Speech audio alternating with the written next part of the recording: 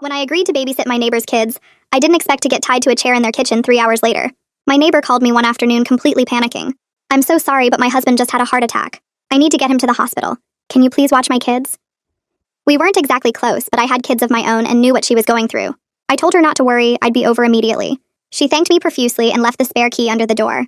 I grabbed my purse and a few old toys from my kids' old belongings and walked over to my neighbor's house, thinking this would be an ordinary babysitting job. When I stepped inside, something felt off immediately. The kids, Bonnie and Freddie, were sitting on the couch in the dark living room, completely still, staring at the TV. Except the TV wasn't on, just a black screen reflecting their scrawny, pale faces back at them. I stood in the doorway for a moment, waiting for them to turn around or say hello. Nothing. They didn't even blink. I closed the door behind me and the lock clicked loudly. "Hello?" Both heads turned toward me in perfect unison, like someone had pressed a button. Their expressions were blank, eyes empty. I tried to act normal, even though my stomach was churning. "Are you too hungry? I can make dinner." "We don't eat," Bonnie answered quickly. I laughed, thinking they were joking. "Of course you eat, honey. Everyone eats. How about tonight? You can eat anything you want from the pantry," I offered, knowing most kids would jump at the opportunity to empty out the junk food at home.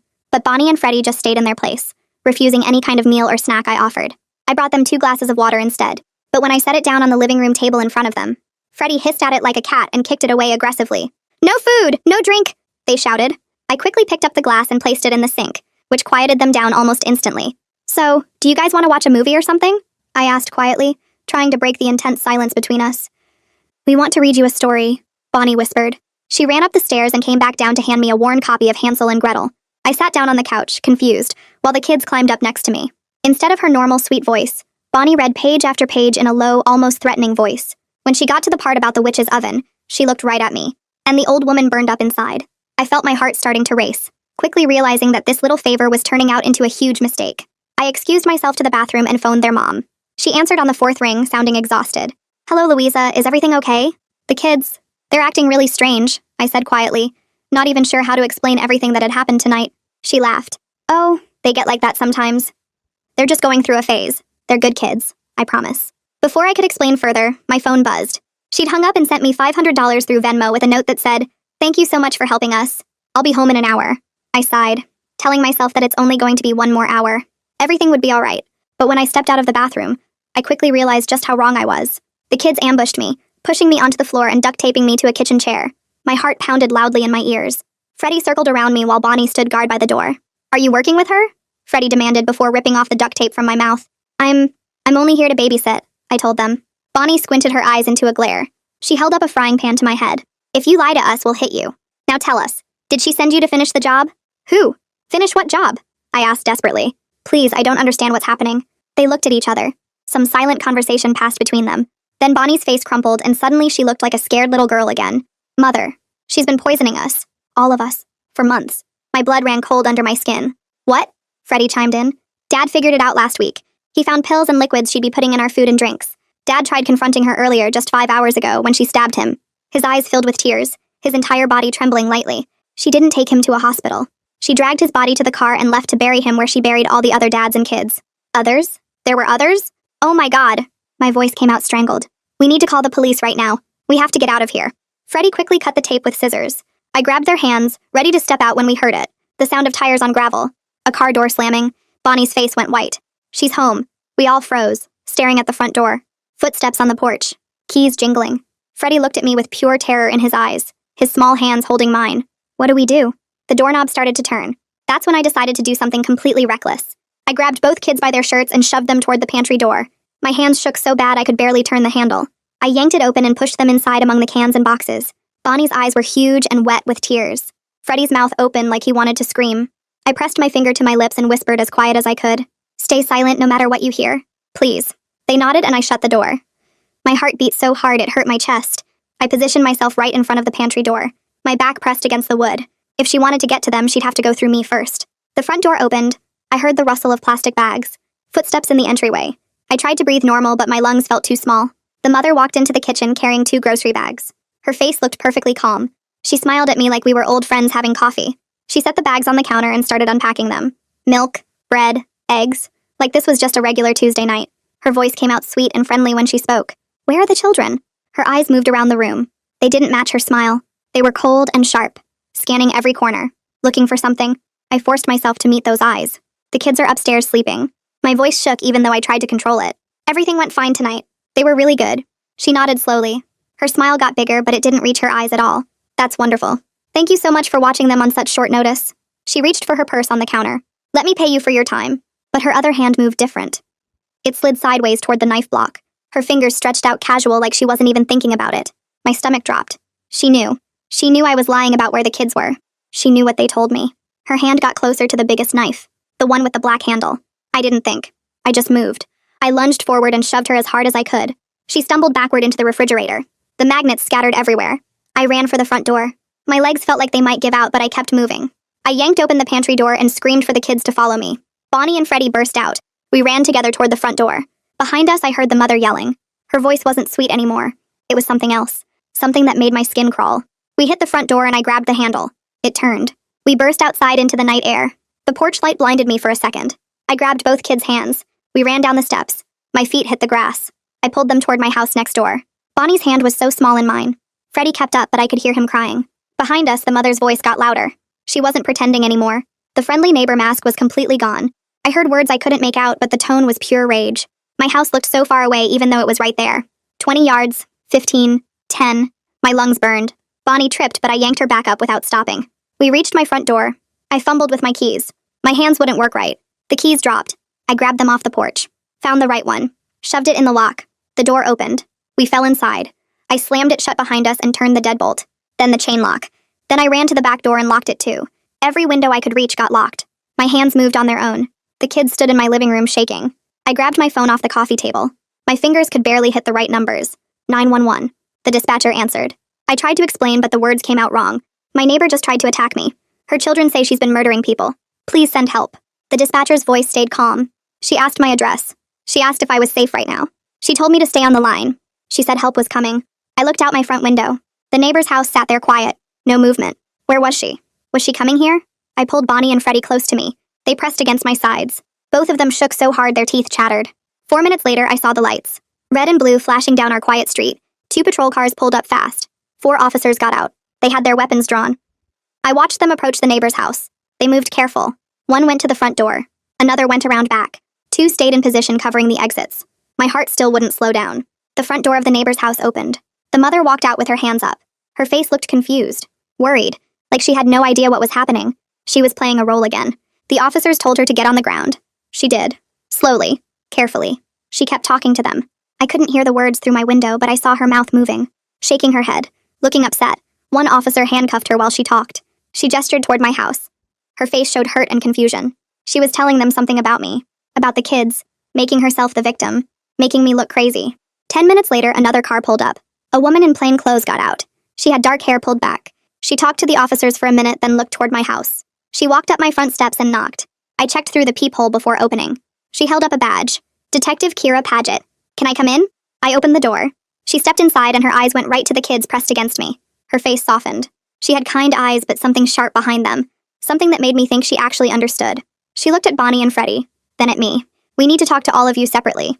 I know this is scary, but I need to hear what happened from each person. Is that okay? I nodded. Bonnie's hand gripped my shirt.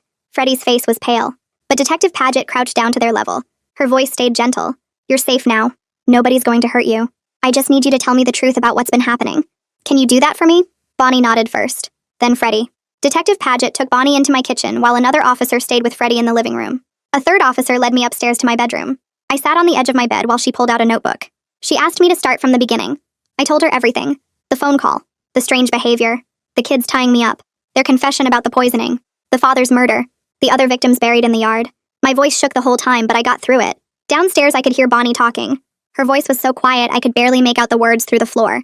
She was describing the pills, the liquids mixed into drinks, how their mother would watch them after meals to see what happened, how their father started refusing food a week ago after he found the bottles hidden in the basement. My hands clenched into fists on my bedspread. These babies had been living in a nightmare for months while I waved at their mother in the driveway and complained about the weather. The officer finished writing and asked if I needed anything. Water, medical attention. I shook my head. I just wanted to stay close to Bonnie and Freddie. She nodded and we went back downstairs. Freddie was still talking to his officer. His face was pale, but he kept going, describing the confrontation that afternoon. His mother and father arguing in the kitchen. The knife, the blood, his father falling, his mother dragging the body to the garage. Freddie's voice cracked, but he didn't cry. He just kept talking in this flat, empty tone that made my chest hurt. Detective Paget came out of the kitchen with Bonnie. She looked at me and I saw something hard in her expression. She believed them. She actually believed them. She told the other officers to stay with us while she went next door. I watched through my front window as she crossed the yard. The mother was still sitting in the back of a patrol car. Detective Paget opened the door and crouched down to talk to her. I couldn't hear the words, but I saw the mother's face change. The concerned neighbor mask fell away. Her mouth twisted. Her eyes went cold and sharp. Detective Paget stood up and closed the car door. She walked back to my house and came inside. She needed to search the property next door. She'd asked for permission. The mother refused. Detective Paget looked right at me when she said it. That refusal meant something. Innocent people don't refuse searches when their husband is missing and their children are making accusations. She was getting a warrant. It would take a few hours, but she'd have it by morning. She asked if we could stay here tonight. If the kids would be okay. I told her yes. Of course, yes. Bonnie grabbed my hand. Freddie pressed against my other side. Detective Paget's expression softened just a little. She promised someone would be outside all night. We'd be safe. Then she left with the other officers. I locked my doors and checked every window twice. I made the kids sandwiches, but they barely touched them. We ended up on my couch together. Both of them curled against me. I turned on a movie, but nobody watched it. We just sat there in the blue glow while police cars sat outside both houses. I didn't sleep. Every sound made me jump. Every car driving past made my heart race. But the kids eventually dozed off against me. Exhausted. I held them and watched the sky slowly turn gray through my windows. At dawn, I heard vehicles pulling up outside. I looked out carefully. Detective Paget was back. She had 4 other people with her. They wore jackets that said forensics across the back. They carried equipment, cases, cameras. Detective Paget saw me in the window and gave a small nod. They had the warrant. I watched them walk up to the neighbor's house. One of them used bolt cutters on the garage door. It rolled up slowly. Detective Paget went in first with her flashlight. She was in there maybe 2 minutes. When she came out, her face was different. Harder. She pulled out her radio and said something I couldn't hear. Within 10 minutes, 3 more cars arrived. Crime scene tape went up. More people in forensics jackets swarmed the garage. I pulled back from the window. I didn't want to see any more. But I knew what they'd found. Freddie woke up and looked at me. His eyes were red and puffy. He asked if they found his dad. I nodded. I couldn't lie to him. He'd been right about everything so far. Freddie didn't cry. He just stared at the wall and nodded back, like he'd known all along, but part of him had been hoping he was wrong. Bonnie woke up next. She looked at her brother and then at me. She knew too. We sat together in silence while the crime scene team worked next door. Around noon, Detective Paget knocked on my door. She asked if she could speak to Bonnie. There was something else they needed to find. Bonnie stood up slowly. She looked scared but determined. She told the detective about the shed, the one in the far corner of the backyard behind the trees. Their mother kept it locked. She never let anyone go near it. Bonnie had seen her going in and out at night sometimes, carrying things. Detective Paget thanked her and went back outside. I watched them head to the backyard. They cut the lock off the shed. The door swung open. Even from my window, I could see Detective Paget's reaction. She stepped back, pulled out her phone, made a call. 20 minutes later, a woman in a suit arrived. She went into the shed, came out carrying a clear evidence bag. Inside was a notebook. She was wearing gloves and she held it carefully like it might explode. They kept pulling things out. Bottles, syringes, more notebooks, bags of pills. They filled box after box with evidence. Then someone showed up with a machine on wheels. They started pushing it around the backyard in a grid pattern, the ground-penetrating radar Freddie had mentioned. It beeped and clicked as they moved it slowly across the grass. Every few minutes, they'd stop and mark a spot with a flag. By the time they finished, there were 6 flags scattered across the yard. 6 spots where the ground had been disturbed, where something was buried that shouldn't be there. The excavation started immediately. They brought in people with shovels and screens and more cameras. They worked carefully, slowly, documenting everything. I couldn't watch anymore. I closed the curtains and turned on cartoons for the kids. Tried to create some kind of normal in the middle of this nightmare. But we all knew what was happening outside, what they were digging up. By evening, Detective Paget came back. Her face looked tired. She sat down across from us. They'd found 3 bodies so far. They'd keep digging tomorrow. She was sorry we had to be here for this. Sorry the kids had to know. But she needed to ask more questions. A man arrived right after her. He introduced himself as Julian Ramos from Child Protective Services. He had kind eyes and a gentle voice. He explained that Bonnie and Freddie needed placement. Foster care. At least temporarily until everything got sorted out. Bonnie grabbed my hand hard enough to hurt. Freddie pressed against me and wouldn't look at Julian. They didn't want to go with him. They didn't want to leave. Julian looked at me. Asked if I'd be willing to keep them here. Just for now. Emergency placement. I said yes before he even finished asking. Of course yes. These kids had been through enough. They didn't need strangers right now. They needed someone they trusted. Someone who believed them. Julian nodded. He'd start the paperwork. It wouldn't be official yet, but given the circumstances, he could approve a temporary arrangement. He'd be back tomorrow to check on everyone. After he left, Detective Paget told me the mother was being formally arrested. Multiple counts of murder. They had enough evidence already and more coming. But the mother was still claiming innocence. Still saying the children were disturbed. That I'd manipulated them. That this was all a misunderstanding. Detective Paget's jaw was tight when she said it. She didn't believe a word of it. Nobody did. Not after what they'd found. The next week was a blur. The forensic team worked from dawn until dark every day. They recovered 6 more bodies, 9 total. 4 of them were children, 5 were adults. The medical examiner confirmed they'd all been poisoned. Different substances, different methods, but all showing the same pattern of slow, deliberate poisoning over weeks or months. Detective Paget came by every evening to update me. She was building the case piece by piece. The mother had been targeting vulnerable families, single parents, widows, people who were isolated or struggling. She'd befriend them, offer help, bring over meals, then slowly poison them while playing the concerned neighbor. She'd taken out life insurance policies on some of the adults, made herself the beneficiary, collected the money after they died. The children were just collateral damage, or maybe experiments. The notebooks documented everything: dosages, symptoms, effects. She'd been doing this for years, moving from place to place, leaving bodies behind. And nobody had ever connected the dots until Bonnie and Freddie were brave enough to tell the truth.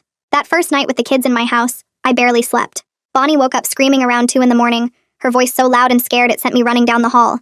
She was sitting up in bed, eyes wide open but not really seeing anything, yelling that her mother was coming back to finish what she started. I held her close and kept telling her she was safe now, that the police had her mother locked up and she couldn't hurt anyone anymore. But even after she calmed down and her breathing went back to normal, I could see something broken in her eyes that wasn't going to heal anytime soon. She had that same nightmare 3 more times before the sun came up, and each time I rushed in to comfort her and promise her everything would be okay. Meanwhile, Freddie barely said a word for days, just sat at my kitchen table drawing picture after picture with the crayons I'd given him. He drew dark, scary images of things I didn't want to think about, scenes from what he'd seen his mother do. When Melody showed up on the 3rd day to check on them, she sat down next to Freddie and looked through his drawings carefully. She explained to me quietly that this was his way of dealing with everything, that sometimes kids who go through bad things need to get it out on paper before they can start to feel better. The drawings were hard to look at, but she said they were actually helping him process the memories, and later the police would use them as more proof of what had happened. My sister Hadley drove in from 2 states away that same week, showing up at my door with 3 suitcases, and announcing she was staying as long as I needed her. I nearly cried with relief because I was barely holding it together trying to care for 2 kids who'd been through something so awful. Hadley was amazing with Bonnie and Freddie right from the start, patient and gentle in a way that made them feel safe. She'd sit with them for hours, reading books or playing quiet games, never pushing them to talk about anything they weren't ready to share. Having another adult there to help with everything kept me from completely falling apart under the weight of it all. The neighborhood exploded with gossip and shock once news got out about what had been happening right next door to all of us. People I'd known for years started stopping by my house to check on me and the kids, bringing casseroles and offers to help however they could. Everyone was horrified that none of us had noticed anything wrong, that a serial killer had been living among us the whole time. Mrs. M. Huffman from 3 houses down brought over a whole bag of toys for the kids, and told me she felt sick thinking about all those times she'd waved hello to that woman. Mr. Patterson, who lived across the street, kept saying he should have known something was off, that he'd seen strange things late at night but never thought to question them. The support was overwhelming and helpful, but it also made me realize how easy it had been for the mother to hide what she was doing from everyone around her. Detective Paget came by almost every other day to interview me again and again, going over every single detail from that night and everything I'd ever observed about the mother in the months before. She'd sit at my dining room table with her notebook and ask me to remember specific conversations, specific moments, anything that might have seemed unusual at the time. The more we talked, the more I started seeing little warning signs I'd completely missed, like how the mother always insisted on bringing food to neighborhood gatherings but never ate anything anyone else made, or how she'd talked about her previous neighborhoods and mentioned families who'd moved away suddenly, and I'd never thought to question why so many people around her just disappeared. The guilt ate at me every time I remembered something else I should have noticed, some red flag I'd ignored because I was too busy with my own life to pay attention. The mother's lawyer filed a motion trying to get Bonnie and Freddie's statements thrown out, claiming they were too messed up from everything to be trusted as witnesses. But Detective Paget told me not to worry because the physical evidence backed up every single thing the kids had said. The bodies in the yard, the poison in the shed, the notebooks documenting everything, it all proved they were telling the truth. If anything, their testimony was even stronger now, because the evidence showed they'd been describing real events they'd actually witnessed, not making things up like the lawyer tried to claim. Julian stopped by about 2 weeks after everything happened to talk about what would happen with Bonnie and Freddie long term. He explained that they'd need foster placement, maybe even adoption down the road, and that the state would start looking for the right family to take them in. Then he looked at me seriously and asked if I'd ever considered becoming their foster parent, given how attached they'd become to me and how they didn't want to trust anyone else right now. The question caught me completely off guard, even though part of me had been wondering the same thing. I was scared out of my mind about taking on that kind of responsibility, about whether I could actually handle raising 2 kids who'd been through something so terrible. But when I thought about sending them to live with strangers, people they didn't know who hadn't been there that night, I knew I couldn't do it. Hadley found me sitting on the back porch later that evening, staring at nothing and trying to figure out what to do. She sat down next to me and said she thought I should say yes, that those kids needed me, and she could see how much I already cared about them. She promised she'd stay and help me through the whole fostering process, that I wouldn't have to do any of it alone. That conversation gave me the courage to call Julian back and tell him I wanted to move forward with becoming their foster parent. Melody started coming to my house twice a week to do therapy sessions with both kids since they were too afraid to go anywhere unfamiliar. She'd work with them in the living room while I stayed in the kitchen, teaching them ways to cope when the scary thoughts came back. She spent a lot of time helping them understand that what happened wasn't their fault, that they'd done nothing wrong and their mother's choices were not because of anything they'd done. Watching her work with them gave me hope that maybe they really could heal from this eventually. Prosecutor Enrique showed up one afternoon to talk to me about the trial, explaining that my testimony about the night I rescued the kids would be really important for the case. He seemed confident they had more than enough evidence to convict the mother, but he wanted to make sure the children were protected throughout the whole legal process. He told me they could do video statements instead of making Bonnie and Freddie testify in person, which was a huge relief because I didn't want them anywhere near that courtroom or their mother. Over the next few weeks, Detective Paget kept calling with updates about what they were finding. She came over one afternoon while the kids were doing homework at the kitchen table and asked if we could talk privately. We stepped onto the back porch and she pulled out a folder thick with papers. The mother had been using different names for over 20 years, moving from state to state and leaving people dead behind her every single time. Detective Paget showed me driver's licenses with the same face but 4 completely different names: Sarah Mitchell in Oregon, Jennifer Walsh in Nevada, Catherine Brooks in Arizona, and finally the name I knew her by here. Each identity lasted about 5 years before she disappeared and started fresh somewhere else. The detective explained that they'd connected her to at least 9 suspicious deaths across those 3 states, all following the same pattern of slow poisoning that looked like natural illness. My hands shook as I looked through the documentation. This woman had been perfecting her method for 2 decades, getting better at hiding what she was doing with each new family she destroyed. Detective Paget said investigators were still digging through records trying to figure out if there were even more victims they hadn't found yet. The scope of it made me feel sick. Bonnie started talking more during her therapy sessions with Melody. One afternoon, Melody asked if she could speak with me after the session ended, and the look on her face told me it was something bad. She explained that Bonnie had described how her mother kept a notebook where she wrote down which poisons she'd given them and what symptoms appeared afterward. The mother would test different substances on the kids to see how their bodies reacted, taking notes like she was running some kind of twisted science experiment on her own children. Melody said Bonnie remembered being violently sick multiple times, but her mother would just watch and write things down instead of helping her feel better. Sometimes the mother would give them something that made their stomachs hurt for days. Other times it made them dizzy or gave them headaches that wouldn't stop. Bonnie thought it was normal because it was all she'd ever known, but now she understood her mother had been slowly poisoning them their entire lives. Hearing those details made me want to throw up. Freddie finally started speaking in full sentences instead of just a few words at a time. He'd been so quiet since that first night, barely saying anything beyond yes or no answers. But one evening while we were sitting together on the couch, he suddenly started talking about the day his father died. He told me his dad had found pills hidden in the kitchen cabinet behind the flour container, along with small bottles of clear liquid that weren't supposed to be there. His father had confronted the mother that afternoon, demanding to know what the pills were for and why she was hiding them. Freddie had been upstairs in his room, but he heard them arguing, so he opened his bedroom door just a crack to listen. He watched through that tiny opening as his mother grabbed a knife from the counter and stabbed his father in the chest before he could even react. His dad fell to the floor and the mother just stood there looking at him until he stopped moving. Then she dragged the body out to the car while Freddie hid in his room, too scared to make any sound. The way Freddie described it so calmly, like he was talking about something he'd seen on television instead of his own father's murder, broke my heart into pieces. The FBI showed up about 3 weeks after the initial arrest because the crimes crossed state lines and involved multiple jurisdictions. Agent Bailey Hoover took over coordinating everything, connecting all the different cases across different states into one massive investigation. She was professional but kind, and she spent time explaining to me how they were building the complete picture of what the mother had done over all those years. Agent Bailey said they were working with police departments in Oregon, Nevada, and Arizona to match missing persons reports with the identities the mother had used. She believed there were probably more victims than they'd found so far, and they were checking dental records and DNA evidence to identify everyone who'd been buried on properties the mother had lived at previously. The investigation was going to take months to complete fully, but Agent Bailey assured me they had more than enough evidence already to make sure the mother never got out of prison. Julian helped me start the emergency foster certification process so I could officially become Bonnie and Freddie's foster parent. The paperwork was overwhelming. Pages and pages of forms asking about every detail of my life and background. I had to get fingerprinted, submit to background checks, provide financial statements, and complete training courses on trauma-informed parenting. Julian rushed everything through at an accelerated pace, explaining to the judge that the children were already bonded to me, and separating them now would cause additional trauma they didn't need. The home study inspector came to my house and looked through every room, checking that I had adequate space and safe conditions for 2 children. She asked me dozens of questions about my parenting philosophy and how I planned to handle the kids' trauma symptoms. 3 weeks later, the judge approved temporary placement with me while my full certification went through the normal process. Julian brought over the official paperwork, and I signed it with tears running down my face, knowing these kids were really staying with me. Hadley quit her job and moved in permanently to help me take care of Bonnie and Freddie. She found a remote work position that let her work from home, so she could be there whenever I needed backup with the kids. Having her there made everything easier because raising 2 traumatized children by myself felt impossible some days. Hadley was amazing with them, patient and gentle even when they had meltdowns or nightmares. She helped with homework, made meals, and gave me breaks when I was too exhausted to function. The kids started calling her Aunt Hadley within the first week, and watching them bond with her gave me hope that we could really make this family work. The preliminary hearing happened on a cold morning in late fall. I had to testify about what happened the night I rescued the kids, and I was so nervous I thought I might throw up in the courtroom. The prosecutor asked me to describe everything I'd seen and heard, and I told the truth about how the children had tied me up, because they thought I was working with their mother, how they'd revealed she was poisoning them, and how we'd barely escaped when she came home. The mother sat at the defense table staring at me with pure hatred in her eyes, and I had to force myself to keep talking, even though her glare made my skin crawl. When I described hearing about the father's murder and the other victims buried in the yard, several people in the courtroom gasped. The judge denied bail immediately, stating that the mother was clearly a flight risk and a danger to the community. As the bailiff led her away, she turned and looked right at me with such intense hatred that I started shaking and couldn't stop even after she was gone from the room. Bonnie started sleeping through most nights without waking up screaming.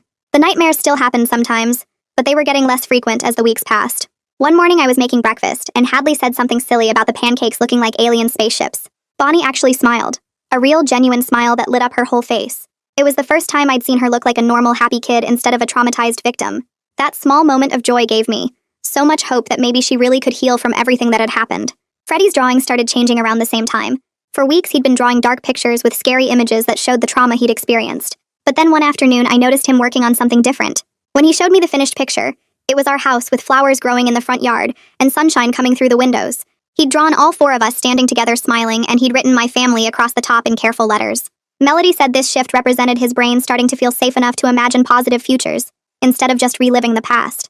More victims got identified as investigators matched dental records and DNA with missing persons reports from across multiple states. Families who'd been searching for loved ones for years finally got answers about what happened, though the truth was more horrible than anyone had imagined. Agent Bailey called to tell me they'd confirmed 13 victims so far, with several more possibilities still being investigated. Each identification meant another family learning their loved one had been slowly poisoned and buried in a backyard. Another set of people whose lives had been destroyed by the woman who'd lived next door to me. 3 weeks later, the mother's defense team filed motions claiming she was legally insane during the murders. Her lawyers brought in their own psychiatrists who tried to argue she couldn't tell right from wrong, but the prosecution's evaluations told a completely different story. 3 separate doctors examined her over multiple sessions, and all reached the same conclusion. She was perfectly sane and had been planning every murder carefully for years.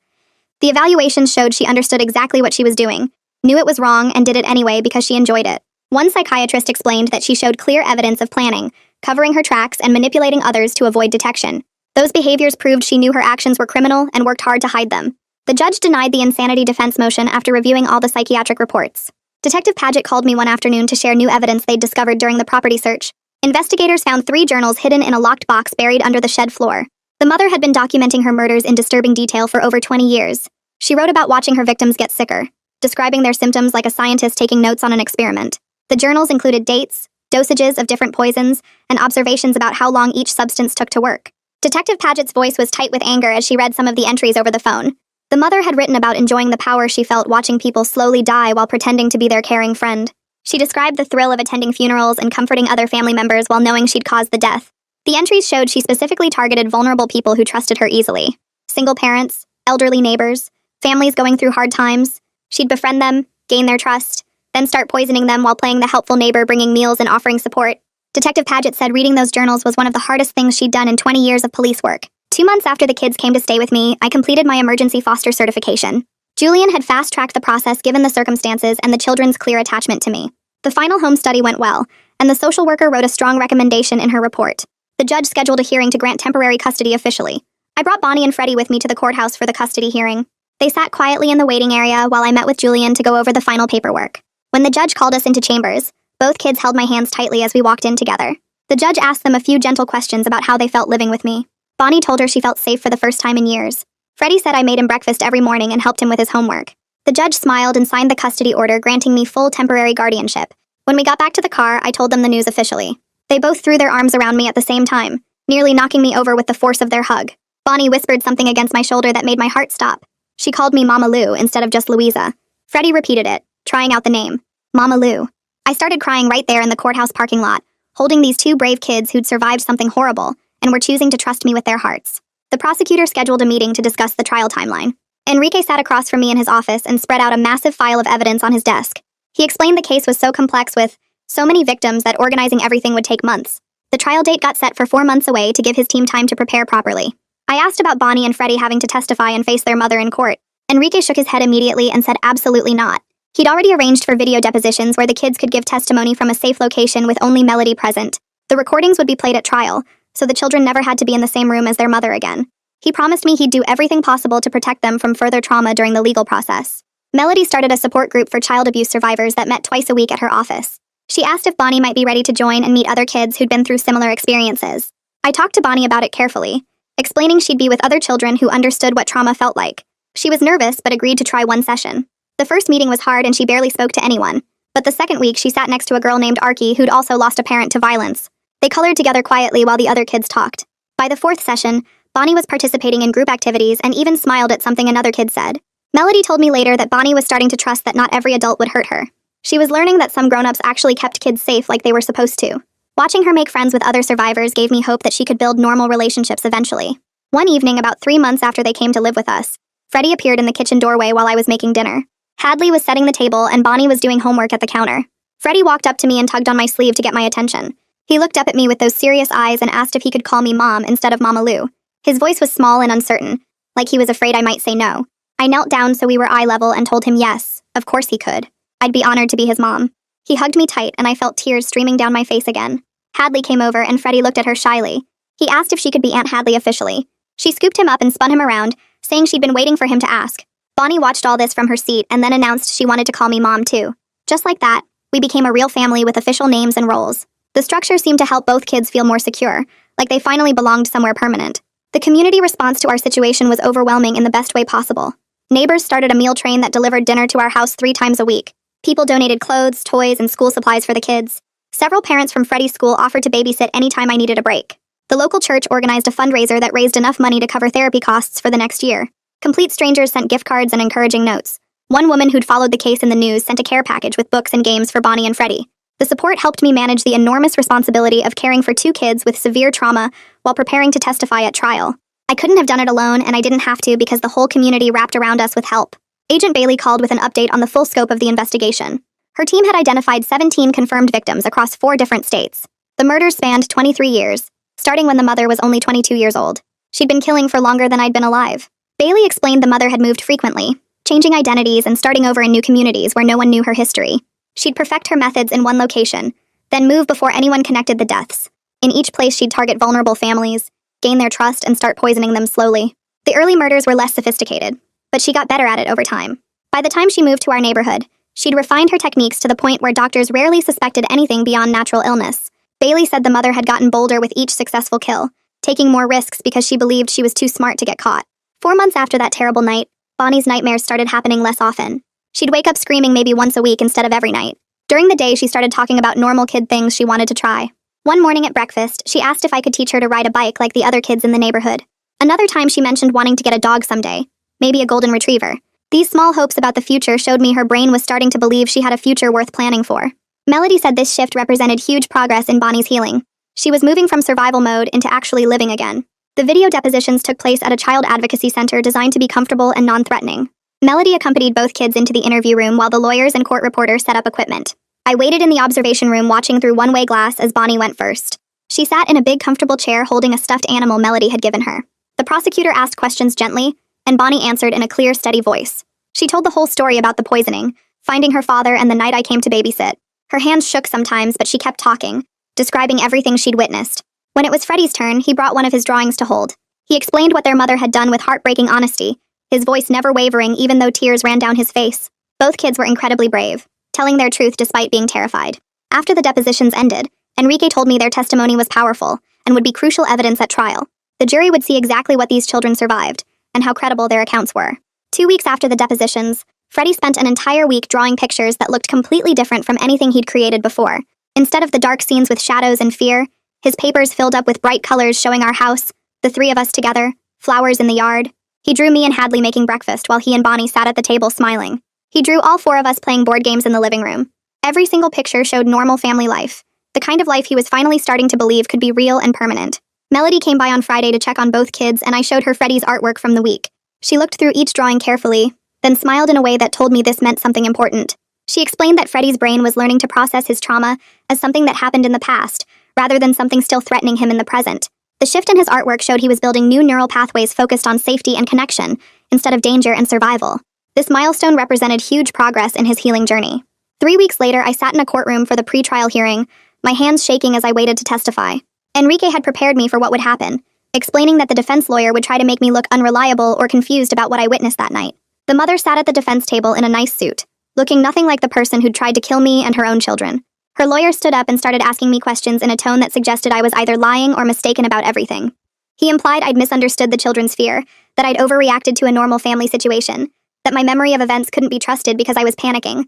I answered each question as calmly as I could, sticking to the facts of what I saw and heard. Then Paget took the stand after me and presented her investigation findings.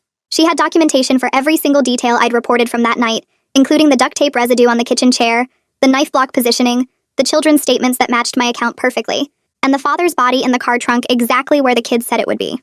The judge listened to both testimonies and ruled that my account was completely reliable and admissible as evidence. The defense lawyer sat down looking frustrated while Enrique gave me a small nod across the courtroom. 2 days after the hearing, Enrique called and asked me to come to his office for an important meeting. I drove downtown feeling nervous about what he needed to discuss. He sat me down in his conference room and explained that the defense team had offered a plea deal. The mother was willing to plead guilty to multiple murder charges in exchange for taking the death penalty off the table. She'd receive life in prison without any possibility of parole instead. Enrique said the deal also required her to provide detailed information about any additional victims whose bodies hadn't been found yet, which could give other families closure. He told me that as the children's legal guardian now, he wanted my input on whether to accept the deal or proceed to trial. A trial could take years with appeals, and would require Bonnie and Freddie to potentially testify again, keeping them connected to their mother's case throughout their childhood. The plea deal would end everything quickly, and guarantee she'd never get out of prison. That evening, I sat down with Bonnie and Freddie in the living room to talk about the decision. I explained in simple terms that their mother's lawyers wanted to make a deal where she'd admit to hurting people and go to prison forever without us having to go through a big trial. I told them a trial meant they might have to answer more questions and wait a long time for everything to be finished. Freddie looked at Bonnie and they had one of their silent conversations.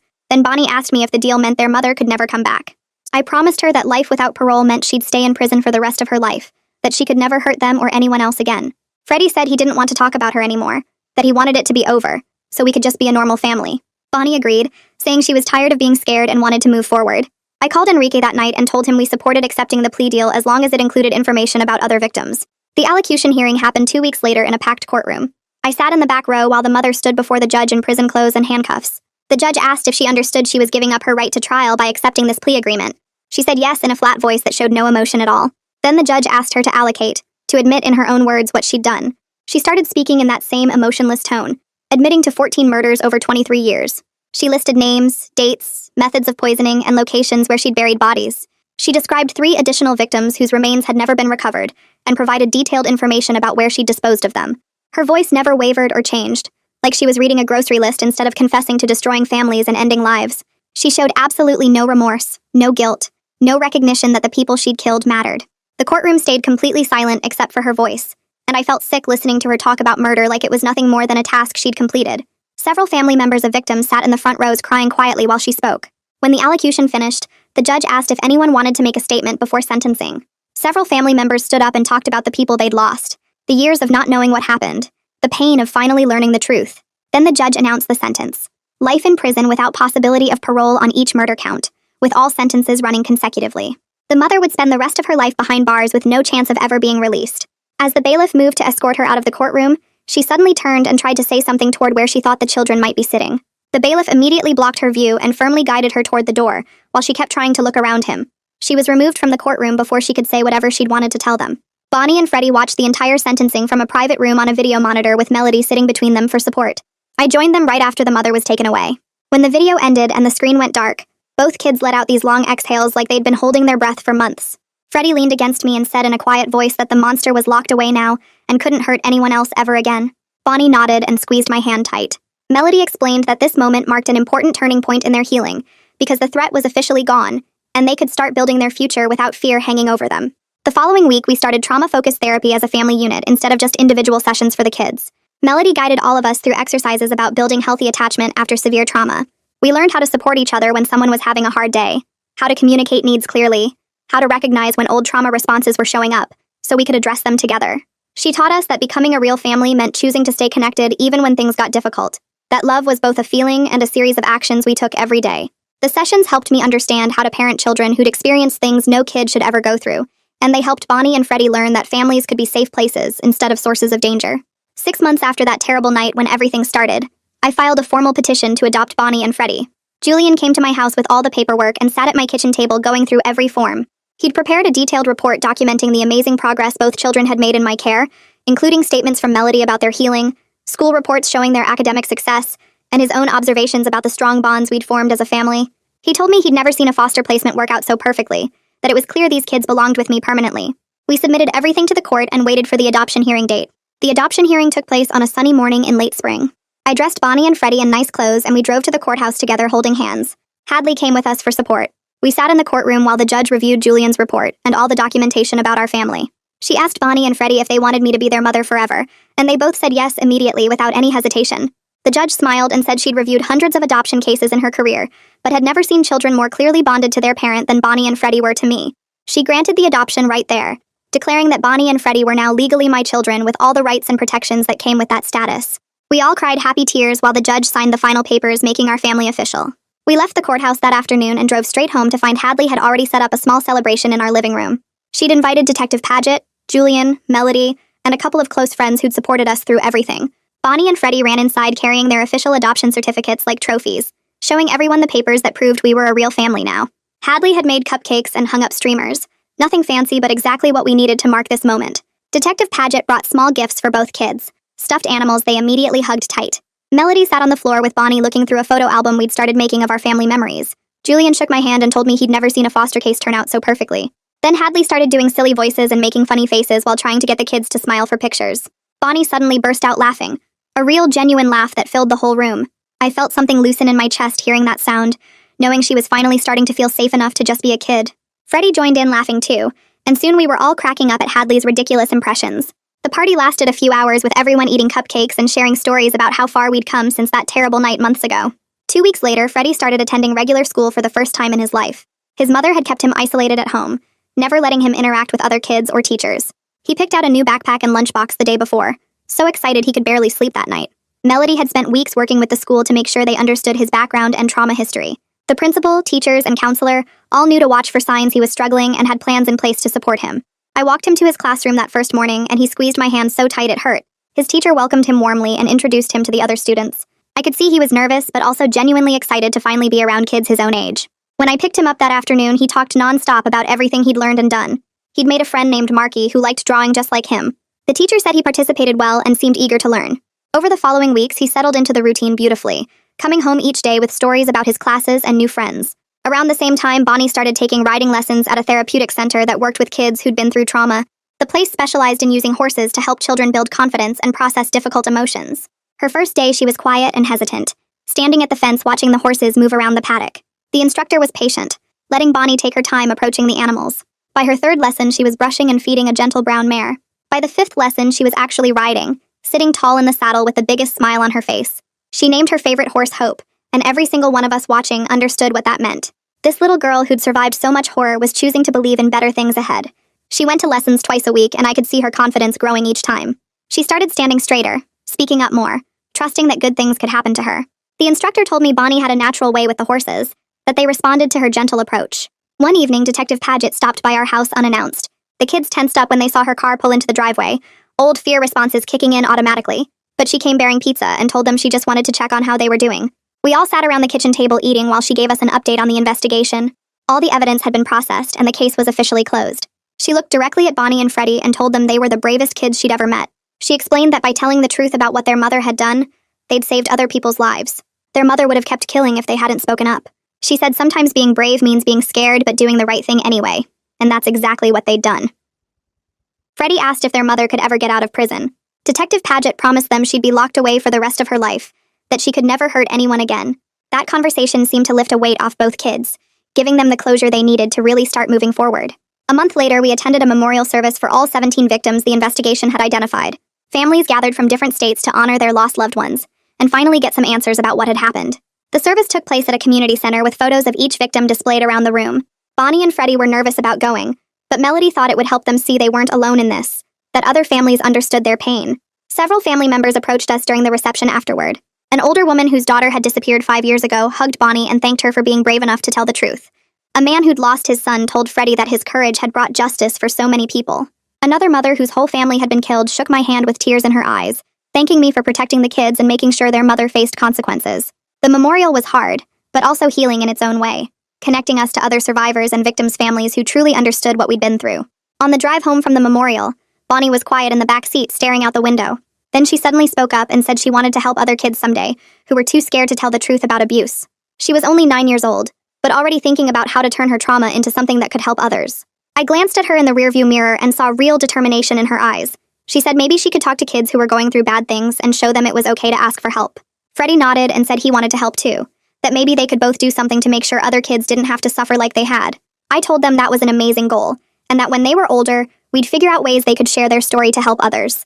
Melody later told me this kind of thinking showed incredible strength, that many trauma survivors eventually find purpose in helping others heal. A full year passed since that night when everything started.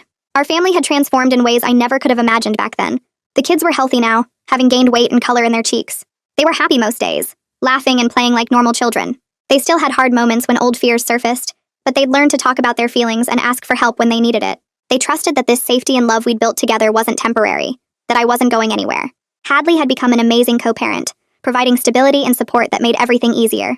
She had a natural way with the kids, knowing when to be silly and when to be serious. The four of us had created real family bonds, choosing each other every single day.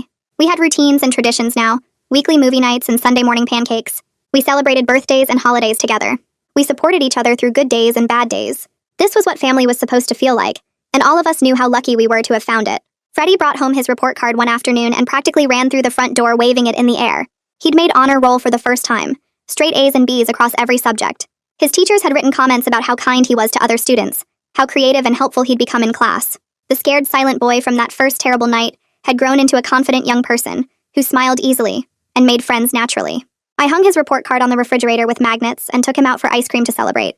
He told me about a science project he was working on and a book he was reading for English class. He had hopes and dreams now, talking about maybe becoming an artist or a teacher when he grew up. Watching him thrive like this made every hard moment of the past year worth it. He'd been given a chance to just be a kid, to learn and grow in safety, and he was taking full advantage of it. Bonnie had been asking about getting a dog for months. Melody thought it would be good for her, that caring for an animal could help build her sense of capability and provide emotional support. We visited the local shelter together, and Bonnie immediately connected with a gentle mixed breed who'd been rescued from a bad situation just like her. She named him Lucky, and from that first day they were inseparable. Lucky slept in her room and followed her everywhere around the house. Bonnie took full responsibility for feeding him, walking him, and training him. She worked with a professional trainer to teach Lucky basic commands and good behavior. The process of training Lucky seemed to help Bonnie feel more in control of her own life, showing her she could be patient and kind while still setting boundaries. Lucky became her constant companion, seeming to sense when she was having a hard day and staying close to comfort her. I'd often find them curled up together, Bonnie reading aloud while Lucky rested his head on her lap. We took our first real family vacation that summer, driving to the beach for a long weekend. Neither Bonnie nor Freddie had ever seen the ocean before. When we finally arrived and they caught their first glimpse of the water stretching endlessly toward the horizon, their faces lit up with pure wonder. They ran down to the sand immediately, kicking off their shoes and racing toward the waves. I stood back with Hadley watching them play, splashing in the shallow water and collecting shells. They built sand castles and buried each other in sand and chased seagulls along the shore. They looked like completely different children from the scared, traumatized kids I'd met a year ago. These were happy, free children who trusted the world enough to play and explore. That evening we had dinner at a seafood restaurant and the kids tried new foods without fear, knowing nothing they ate would hurt them. We walked on the beach after sunset, the four of us holding hands and talking about our favorite parts of the day.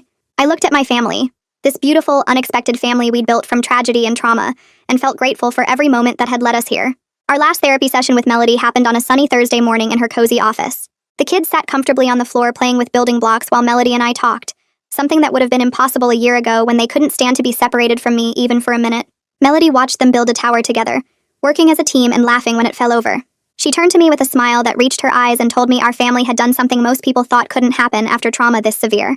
We'd built real attachment, the secure kind that would let these kids grow up knowing they were safe and loved.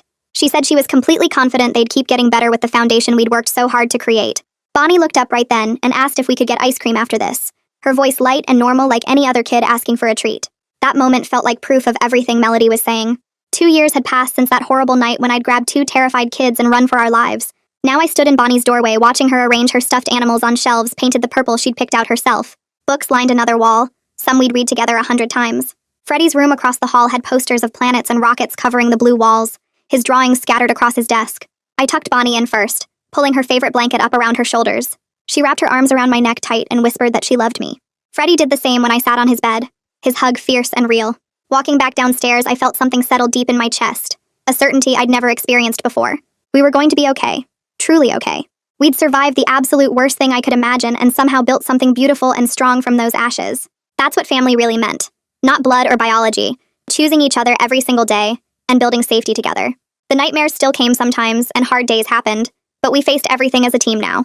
These kids were mine and I was theirs, and nothing would ever change that truth.